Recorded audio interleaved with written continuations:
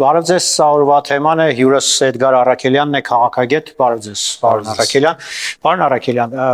գարնան այս տաքացումներին զուգահեռ ընդդիմությունը եւս որոշակի քայլեր ակտիվացում է դրսևորում։ Նախ սկսենք այն անհատներից եւ ուժերից առանձին, որոնք այսպես ասած իմպիչմենտի գործընթաց են սկսել խորհրդարանում, որքանով է իրատեսական, որքանով է ռեալ այդ գործընթացը։ Բնական է, որ գործընթացը ոչ միայն իրատեսական չէ, նաև լուրջ չէ, սակայն այստեղ ավելի շատ մեկնաբանությունը ոչ թե իրական impeachment անելու մասին է, այլ այդ երկու, այսպես ասած, ընդդիմադիր թևերի միջև որոշակի գործընթացներ կան, ովքեր միգուցե հանրությանը ուզում են ցույց տալ, թե ով ինչ է իրենից ներկայացնում, եւ բնականաբար այդ գործընթացը նախաձեռնվել է եւ նաեւ որոշակի, այսպես ասենք, տեղեկատվական հարթակներում մնալու նաեւ որոշակի քայլ է կոնկրետ անձանց կողմից այդ նախաձեռնությունը, իսկ իրականության մեջ իրենից ոչ մի բան չներկայացնող եւ հեռանկար չունեցող, հետեւաբար նաեւ անլուրջ քայլ է, որը կրկնեմ երկու այդ անդիմադիր թևերի միջև որոշակի հարցեր պարզելու հանրային մակարդակի նաեւ նպատակներում։ Պարոն Առաքելյան, այդ ընդդիմադիր թևերի, այսպես ասենք, առաջնորդները վերջին շրջանում նաև բավական ակտիվ ելույթների շարք են սկսել, հանդիպում են երիտասարդ այս համալսարանականների հետ, զգացվում է, որ մեկը մյուսին այդ հանդիպումների ընթացքում փորձում է խայթել եւ ամենասենց տարածված հարցը տամ կա թշնամանք Քոչարյանի եւ Սարգսյանի միջև, թե սա ընդհանրապես բեմադրված խաղ է։ Գիտեք, վերջին Սերժ Սարգսյանի այդ նման ֆորմատով հանդիպում այդ երիտասարդների հետ,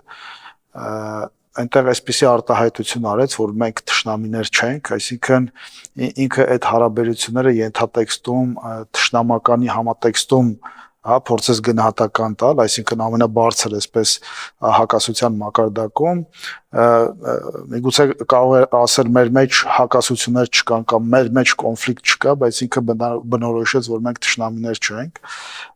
եւ կարծում եմ, ոչ թե կարծում եմ, այլ համոզված եմ եւ այդ վերջին իրադարձությունները ցույց տվեցին, որ այո, իրենք ունեն լուրջ հակասություններ եւ այդ հակասությունները այսօր նաեւ հանրային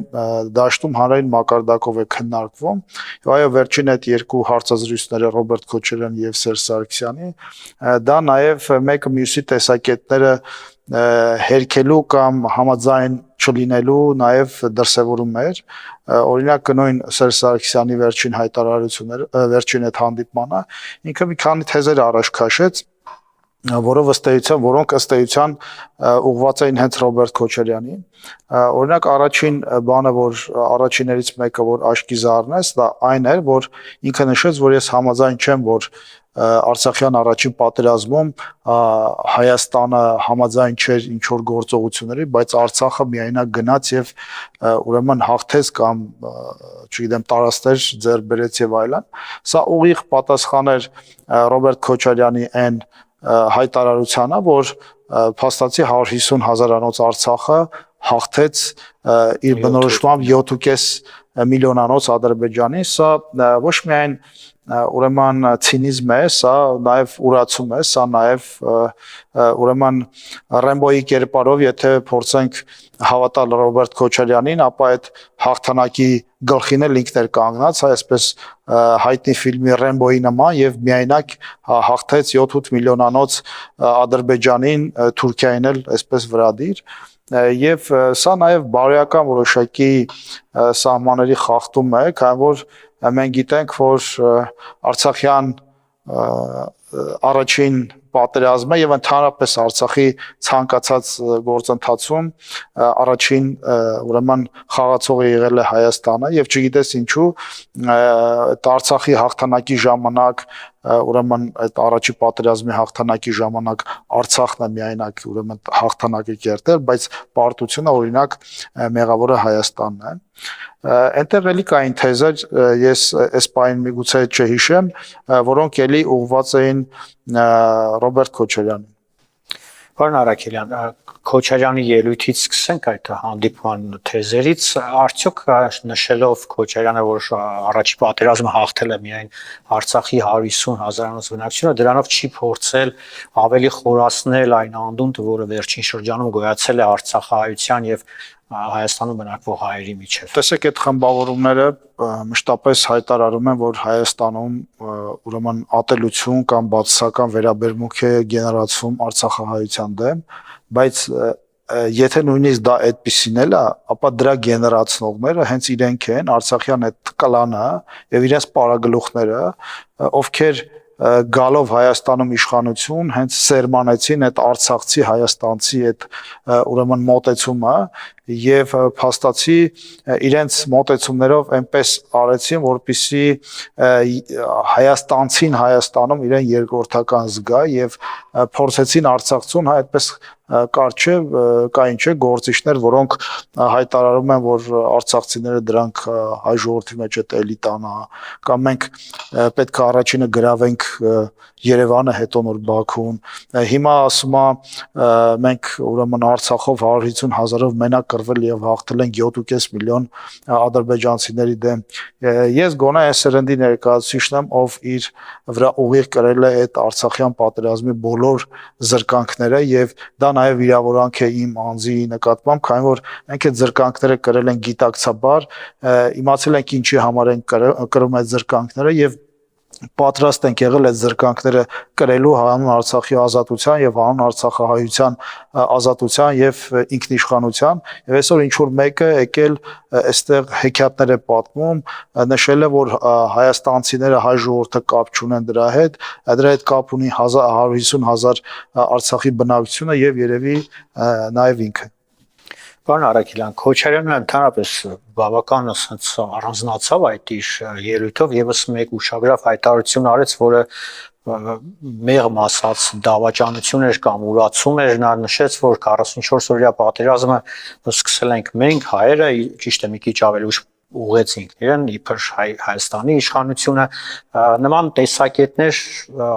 հայտնել է միշտ միայն բացառապես Ալիևը եւ երևի մեկ էլ մյուսը ինքն էր։ Ես հենց այդ ձև օրեր առաջ էլի իմ հարցազրույցներից մեկում նշել եմ, որ Հայաստանին պատերազմ սադրելու եւ սկսելու մեջ մեղադրվում են երկու մարդ, դա Ալիևը եւ Ռոբերտ Քոչարյանը, դա այլևս փաստ է եւ կարծում եմ, որ սա այո դավաճանությանը գրեթե եւ ուրացմանը հավասարազոր հայտարարություն եւ քայլ է, քանի որ դու մեղադրում ես, տեսեք այդ մանիպուլյացիաները, որ ասում են իշխանություններին են մեղադրում, Հայաստանին ու հայ ժողովրդին չեն մեղադրում, դա պարզ մանիպուլյացիա է, քանի որ այդ իշխանությունները նախ թերևս վերջին 20-30 տարիների ընթացքում Հայաստանի ընտրված թերևս ամենալեգիտիմ իշխանություններն են եւ այդ իշխանությունները ներկայացնում են պետությունը եւ եթե դու տվյալ որևէ երկրի իշխանությանը մեղադրում ես որևէ հանցանքի մեջ, ապա դու նաեւ մեղադրում ես այդ պետությանը ու այդ ժողովրդին հանցանքի մեջ եւ դա Ռոբերտ Քոչարյանը շատ լավ գիտակցում է եւ ցավալիորեն այդ չարությունը Քոչարյանի այլևս արտահայտվում է շատ ավելի մասշտաբային ընդդեմ Հայաստանի ու հայ ժողովրդի, որը թույլ է տալիս նրան նման հայտարարություններ եւ արտահայտություններ անել։ Ես կարծում եմ, որ սա նաեւ Հայաստանի ազգաբնակչությանը շատ կարեւոր հետեւություններ անելու առիթ պետք է տա եւ կարծում եմ, որ որոշ երկրներում միգուցե նաեւ նման հայտարարությունների համար որոշակի իրավական գործընթացներ սկսվեին, քանի որ եթե դիտարկում ենք վերջին 4-5 տարիների ընթացքում Քոչարյանի հայտարարությունները, ապա այդ հայտարարությունները ուղղված են ուղիղ Հայաստանի Հանրապետությանը, Հայաստանի Հանրապետության ինքնիշխանության ու ժողովրդավարության դեմ, եւ հետեւաբար ես կարծում եմ, որ ժամանակն է, որպեսզի այս կլաններին կոնկրետ իրենց տեղը ցույց տրվի Հայաստանի Հանրապետությունում ու հատկապես քաղաքական դաշտում։ Տեսեք, սա շատ կարևոր խնդիր է։ Մենք վերջին ժամանակներս տեսնում ենք Եվրոպայում որոշակի գործընթացներ, որտեղ արգելում են որոշակի հակապետական, հակաժողովրդավարական խմբերին, քաղաքական գործիչներին, կուսակցություններին նրանց գործունեությունը եւ սա լրիվ տեղավորում է ժողովրդավարության սկզբունքների շրջանակներում եւ կարծում եմ Հայաստանում ժամանակն է որպեսզի որոշ քաղաքական շրջանակներ ու անհատների տրվի նման գնահատականներ եւ նրանց գործունեությունը քաղաքական դաշտում արգելվի, քանի որ այդ գործունեությունը եթե նույնիսկ շատ խորը ուսումնասիրության չենթարկենք, այո, ուղղված է Հայաստանի Հանրապետության ինքնիշխանության դեմ։ Մեկը Ռուսաստան-Բելարուս միութենական պետություն է ձգտում, դեմ չի օրինակ Քոչարյանը։ Քոչարյանը տարիներ առաջ այդ համատեքստում հայտարարեց, որ պետքա դեռ մտածել Հայաստանը կարող է անկախ լինել, թե չլինել, կամ միգուցե մեկ այլ մեծ խոշոր միավորման անդամ պետքա դառնա նկատի ունենալով ուրեմն Ռուսաստան-Բելարուս միութենական պետություն։ Այսօր Քոչարյանը էլի քննադատում է, որ Հայաստանը ժամանակակից զենքեր է գնում եւ ուրեմն փորձում է ստվեր նետել այդ գնումների վրա, նշելով, որ դրանք ըստ էության Հայաստանի Հանրապետությունը չի կարող շահագործել, թանկ են եւ այլն, դա նույնպես ուրեմն կեղծ թեզ է, որը տարածում է Ռոբերտ Քոչարյանը։ Մեկը ընտրվում է Գյումրիում քաղաքապետ չգիտեմ, էլի Ռուսաստան-Բելարուս միութենական պետության մասին է խոսում։ Եկեղեցու Բարսայեհյան քահանա խոսում է ուրեմն ստալինիզմը արդարացնում Հայաստանի Հանրապետությունում, մոռանալով, որ Ստալինը կրոնի հավատքի համար առաջին թշնամին է եղել ու հենց Ստալինի ժամանակահատվածում է եղել նույն Արցախի ուրեմն հանձնումը Ադրբեջանին, չգիտեմ, ու այս մարդիկ այսօր քաղաքականության մեջ են եւ վերլուծելով այս ամենը մենք հասկանում ենք, որ այս խմբակները, այս խմբավորումները, այո, դրանք քաղաքական ուժեր չեն, դրանք քաղաքական գործիչներ չեն, դրանք խմբավորումներ են եւ խմբավորումների պարագլուխներ, որոնք օգտագործվում են Հայաստանի Հանրապետությունում դրսի արտաքին ուժերի կողմից հիբրիդային պատերազմ վարելու Հայաստանի Հանրապետության դեմ, դրանք դարձել են պրոքսի ուժեր այդ դրսի ուժերի ձեռքում եւ դրանք այլևս առանց թաքցնելու աշխատում են Հայաստանի Հանրապետության դեմ եւ ես կարծում եմ ժամանակն է որպեսզի վերլուծվի այս ամենը, տրվի իրավական գնահատական եւ այո արգելվի այդ մարդկանց գործունեությունը քաղաքական դաշտում, ինչպես դա արվում է Արևմտյան Եվրոպայում եւ դա արվում է հենց ժողովրդավարության շրջանակներում եւ ժողովրդավարության շահերից ելնելով, քանի որ մենք պատմությունից գիտենք, որ գրեթե բոլոր բռնապետները իշխանության են եկել երևի 80% դեպքերի պարագայում հենց օգտագործելով ժողովրդավարական գործիքները, հետո գալով իշխանության իրենք վերացրել են այդ ժողովրդավարությունը։ Հիմա մենք ունենք դասական նման իրավիճակ Հայաստանում եւ եթե մենք քայլեր չձեռնարկենք, ապա մի օր, իսկ այդ մի օրը սարերի յետևում չի, օրինակ 26 թվականի համապետական ընտրություններին, կարող են նույն այդ խմբավորումները իրենց պարագլուխներով, տարբեր դեմքերով, ինչպես դա եղավ Գյումրիում, ուրեմն գան իշխանության եւ դրանից հետո վերացնեն Հայաստանի Հանրապետության ինքնիշխանությունը եւ այն թույլ ժողովրդավարությունը, որ այսօր մենք ունենք։ Քայլեր չձեռնարկենք, եթե ինչ նկատի ունեք, այսինքն թույլ չտալ, որպեսզի այդ խմբակները զբաղվեն քաղաքականությամբ։ Տեսեք, եթե ինչա քաղաքականությունը։ Քաղաքականությունը դա իշխանության ձգտելու ըստ էության միակ ճանապարհն է, երբ որ դու զբաղվում ես քաղաքականությամբ, դու ցանկանում ես ձեռք բերել կամ հասնել իշխանության ամբողջությամբ կամ մասամբ եւ իրացնել այդ իշխանությունը ըստ քո գաղափարների, նպատակների եւ այլն եւ այլն։ Հիմա եթե մարդը ասում է, որ ինչ որ կուսակցություն ասում է, որ մենք պետքա անհրաժեշտության դեպքում նվազեցնենք Հայաստանի անկախության մակարդակը։ Մեկը ասում է, հələ պետքա մտածենք Հայաստանը կարա անկախ լինի թե չէ։ Մեկը ասում է, պետքա միանանք ինչ որ այդ ավտորիտար երկրների միավորման, որտեղ փաստացի վերածվելու է Հայաստանի ինքնիշխանությունը, ու այդպես շարունակ։ Հիմա այդ մարդիկ, եթե քաղաքականության մեջ են կամ մյուսը արդարացնում է Ստալինի ժամանակները եւ Ստալինի գործելավոճը։ Եթե այդ մարդիկ քաղաքականության մեջ են, բնականաբար ձգտում են իշխանության, եթե մի օր հասնելու են իշխանության, ապա իրագործելու են այդ ծրագրերը, ինչ որ այսօր ասում են եւ ժողովրդին շատ հանգիստ կարող են ասել, որ մենք դրա մասին ասել ենք եւ եթե դուք մեզ ընտրել եք, ուրեմն դուք էլ եք համաձայն, որ օրինակ Հայաստանը վերադառնա Ստալինի ժամանակները, իսկ Հայաստանում Ստալինի ժամանակները նույն Քոչարյանի ժամանակները, այդ առումով ես նախկինում համեմատել եմ Ստալինի ժամանակների հետ, քանի որ Քոչարյանի ժամանակը հատվածներում գրեթե օգտագործվում է այն բիրտ միջոցները, ինչ որ օրինակ, չգիտեմ, Ստալինի ժամանակներում իրականացնելու են Հայաստանը գուբերնիա դարձնելու իրենց ծրագիրը, իրականացնելու են ժողովրդավարությունը եւ խոսքի ազատությունն ու մամուլի ազատությունը վերացնելու եւ ոչնչացնելու իրենց խոստումները եւ բնականաբար հաշվի առնելով այս ամենը պետք է հասկանանք, որ այս ուժերը հակահամակարգային են, հակապետական են եւ հակաժողովրդավարական են։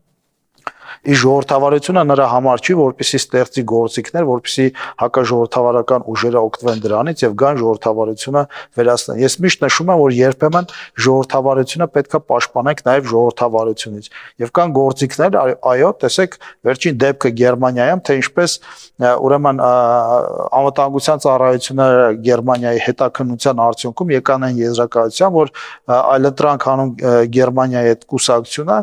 ուրեմն էքստրեմիստական միավորում է, հակաժողովրդավարական միավորում է եւ առաջիկայում ես համոզված եմ, որ այդ քաղաքական ուժի գործունեությունը կսահմանափակվի կամ ընդհանրապես կարգելափակվի։ Այսինքն մենք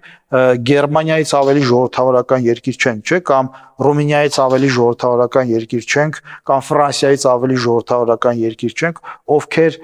անհանգստանալով իրենց ժողովրդավարությամբ եւ ինքնիշխանությամբ այսօր այս պայդրությամբ ունենալով նաև անցյալի դառը փորձը, հա, Գերմանիայում ֆաշիզմի եւ էքստրեմիզմի այդ ծնունդը ժամանակին եւ երբ որ ժամանակին դրա դեմը չառան, եւ այսօր մարդիկ հասկանում են իրավիճակը եւ այսօր կանխում են նման ուժերի ուրեմն իշխանության գլխին հայտնվելը։ Հիմա մենք խոսում ենք, չէ, արևմտյան Եվրոպայի եւ ժողովրդավարության մասին, հիմա Եվրոպան այդ պրակտիկան մեզ տալիս է եւ մենք պետք է օգտվենք այդ պրակտիկայից եւ քաղաքական դաշտը ազատենք այս էքստրեմիստ, ուրեմն ծայրահեղական, հակապետական, հակաժողովրդավարական ուժերից։ Պարոն Առաքելյան, Սերժ Սարգսյանը իր վերջին այս հանդիպման ընթացքում նաև խոսեց բանակցային գործընթացի մասին մինչև 18 թվական, այսինքն մինչև իր հրաժարականը նա նշեց, որ Հայաստանը այդ գործընթացում բավական լավ դիրքերի մեջ էր, սակայն 18-ից հետո գնացինք սենց ավելի ներքև ու հանդիպեցինք այն նրան ինչ եղավ արդեն Սերժ Սարգսյանը կեղծում է մանիպուլյացիա է անում, ինչ է անում։ Տեսեք, ես Սերժ Սարգսյանի այդ այն ամենը ինչ որ ասում է, բանակցությունը լավ դիրքերում մենք ենք արել, ենք բանակցել, բայց արդյունք չկար, չէ՞, մենք այդ արդյունքը չենք տեսել, հա, տարիներով բանակցել են, ձգել են բանակցությունները առանց որևէ արդյունքի եւ այդ տարիների ընթացքում Հայաստանի վիճակը շատ ավելի է ուրեմն բարդացել եւ եթե այդ բանակցությունները այդքան լավ վիճակում էր Հայաստանը, ինչու սկսվեց 16 թվականի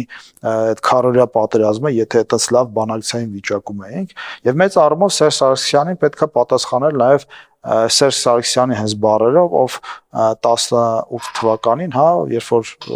դրժեց իր խոստումը եւ առաջադրվեց վարչապետի տեխնացու, ազգային ժողովի ամբիոնից հայտարարեց, որ բանակցությունները փաստացի գտնվում են փակուղում եւ եթե փակուղին Սերժ Սարգսյանի համար լավ վիճակն է, ապա ես ուրեմն ավելացնելու ոչինչ չունեմ։ Արցախի այսպես ասենք իշխանությունները, որոնք գտնվում են Հայաստանում, падգամավորները մասնավորապես պատրաստվում են նոր նախագահ ընտրեն կամ նախագահի ընտրության, սա որքանով է ըստ ճիշտ քայլ, արդյունավետ քայլ ընդհանրապես։ Դա ես կարծում եմ սադրանք է, հերթական սադրանքն է Հայաստանի Հանրապետության դեմ, այո, եւ սա եւս մեկ անգամ ապացուցում է, որ այս խմբակները, խմբավորումները գործում են ընդդեմ Հայաստանի Հանրապետության եւ Հայաստանի Հանրապետության ինքնիշխանության։ Ես այդ մարդկանց չեմ համարում առնվազն, հա, այսպես նախագահ կա, հա, այսպես Արցախի, չեմ համարում Արցախի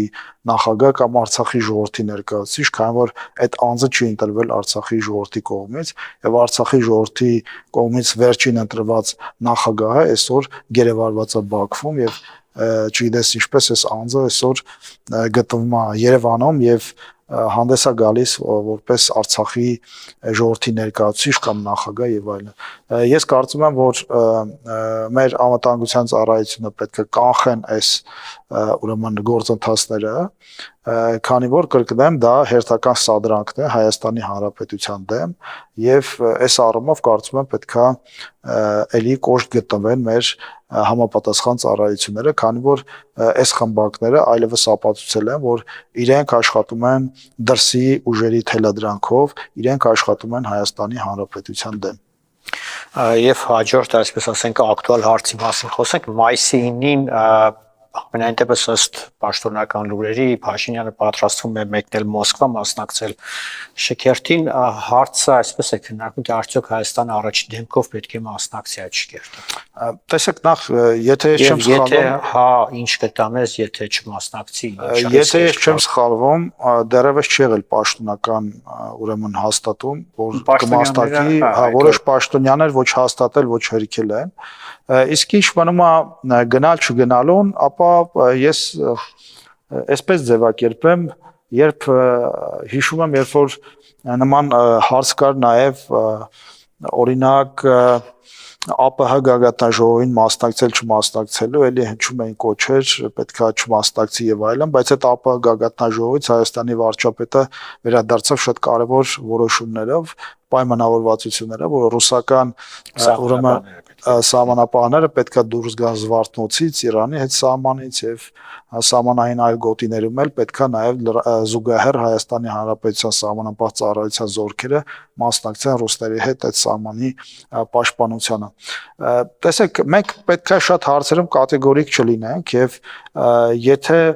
նույնիսկ նման դժվար այցեր են լինելու, ապա պետք է հասկանանք, որ միգուցե այդ այցերը որոշակի դիվիդենտներ կտան Հայաստանին այլ հարթություններում եւ մեծ առումով դա ուրեմն այնտեղ մասնակցում են էլի, եթե չեմ սխալվում, Հնդկաստանի վարչապետը, Բրազիլիայի, հա, այսպես ղեկավարը եւ այլն, ուրեմն պաշտոնական պատասխանը կլինի կհասկանանք եւ այստեղ մոտեցումները տարբեր են, այո, եւ պետքա չմասնակցի, այո, միգուցե պետքա մասնակցի, այստեղ կարծում եմ պետության որոշելիք հարցն է եւ մասնակցության պարագայում դա մեզ պետքա որոշակի նաեւ դիվիդենտներ։ Պարոն Արաքելյան, արդեն տևական ժամանակ անցել է խաղաղության համաձայնագրի շուրջ բանակցությունների ավարտի մասին հայտարարություններից, բայց ռեալ քայլեր չկան, կարծես այն տպավորությունն է, որ գործընթացը փակուղի է մտել, թե ուղղակի կողմերը սպասում են ինչ-որ մի, ավելի շատ Ադրբեջանն է սպասում, որովհետև մերոնք պատրաստ են ստորագրել։ Ես կարծում եմ, որ փակուղի չի մտել, իհարկե Ադրբեջանի մոտ կար որոշակի սպասումներ Միացյալ Նահանգներից եւ մասնավորապես Թրամփից։ Ես կարծում եմ, որ կարծեք թե սպասումները չեն արդարացվում, այդ սպասումները նաև Իսրայել Իրան այդ հակամարտության համատեքստում էր եւ երբ Ադրբեջանը փորձում էր որոշակի ուրեմն օգտակար լինելով այդ հակամարտության մեջ Իսրայելի կողմից փորձի որոշակի նաև բաներ ստանալ Հայաստանի դեմ իր հնարավոր հակամարտության պարագայում եւ կարծեք թե գոնե այս պայդրությամբ այդ սցենարը չկա եւ վերջին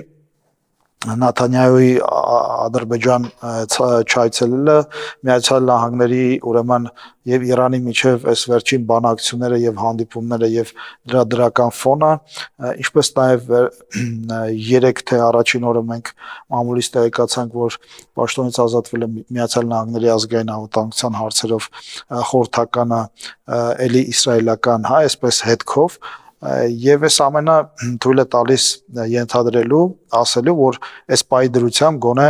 կարծեք թե Իրանի նկատմամբ ուղիղ ռազմական գործողությունները հետաձգված են առնվազն եւ այդ համատեքստում էլ կարծեք թե Ադրբեջանի սպասումները չեն արդարանում, առավել եւս երբ որ ուրեմն մենք գիտենք, որ Միացյալ Նահանգների նախագահ Դոնալդ Թրամփը կողմ չէ պատերազմներին եւ նրա նախընտրական կարևոր խոստումը եղել է որ ինքը պետքա կանգնեցնի ամբողջ աշխարհում պատերազմները ինքը դեռևս չի կարողացել կատարել իր ամենակարևոր խոստումը Ռուսաստան-Ուկրաինայի միջև այդ պատերազմի կանգնեցումը ուր մնաց եթե օրինակ Ադրբեջանը փորձի ստեղ որոշակի ուրեմն գործողություններ ռազմական սանձազերծի Հայաստանի Հանրապետության դեմ ես կարծում եմ որ դա Ալիևին թույլ չի տրվի Իսկ դրա արդյունքում այո ես կարծում եմ որ առաջիկայում հնարավոր է նաև այդ ուղղության որոշակի զարգացումներ նաև այն պարագայում երբ որ Միացյալ Նահանգները պաշտոնական մակարդակում հայտարարել է որ համաձայնեցված տեքստը պետք է ստորագրվի եւ հիմա նման հայտարարություն արել է արդեն նախկին անվտանգության խորհրդականը Միացյալ Նահանգների նախագահը նման հայտարարություններ արել նաև պետքարտուղար Ռոբիոն եւ կարծում եմ այս սպասողական իրավիճակից հետո որոշակի զարգացումներ կլինեն այդ առումով ես համոզված եմ որ կան անդրկուլիսային ուրեմն գործընթացներ որոնք մենք չենք տեսնում թե Հայաստանի եւ Ադրբեջանի միջև թե սահմանազատման գործընթացի հետ կապված եւ թե խաղաղության համաձայնագրի հետ կապված եւ կարծում եմ առաջիկայում մենք այս առումով ավելի տեղեկացված կլինենք եւ կհասկանանք թե գործընթացները ինչ ուղղությամբ են գնալու Շնորհակալություն Դուք շնորհակալ Սարվա թեման էր զրուցակիցը Սեդգար Արաքելյանն էր քաղաքագետ կհանդիպենք առայժմ